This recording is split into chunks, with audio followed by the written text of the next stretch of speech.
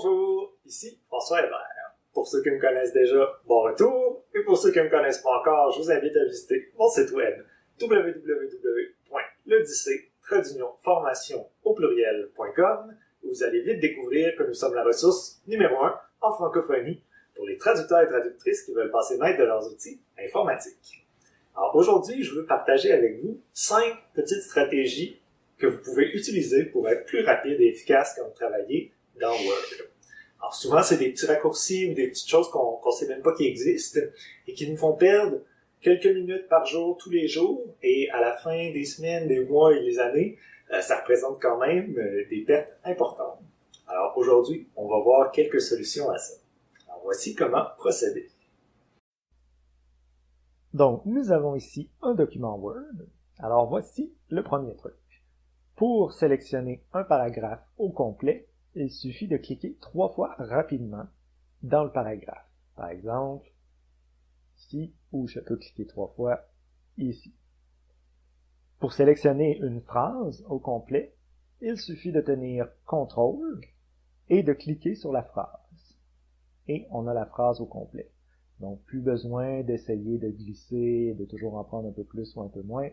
On tient CTRL, on clique et la phrase est sélectionnée. Si on veut créer une ligne horizontale pour séparer une section, on entre 3 petits traits d'union comme ça et on pèse sur Entrée et il nous crée une ligne pour une séparation. Pour supprimer le mot précédent, on tient CTRL et Backspace. Donc au lieu d'y aller lettre par lettre, on tient CTRL et c'est le mot précédent au complet qui disparaît. Et finalement, pour changer la mise en forme d'un texte rapidement, on peut utiliser l'outil pinceau. Par exemple, si je mets ce texte gras et italique et souligné, et que je voudrais appliquer cette mise en forme-là à d'autres sections du texte, alors au lieu de devoir revenir cliquer à chaque fois, je peux simplement mettre mon curseur ici et double-cliquer sur l'icône mise en forme. Et ensuite, j'ai comme mon pinceau que je peux utiliser pour aller peinturer la mise en forme que j'avais un peu partout dans le document.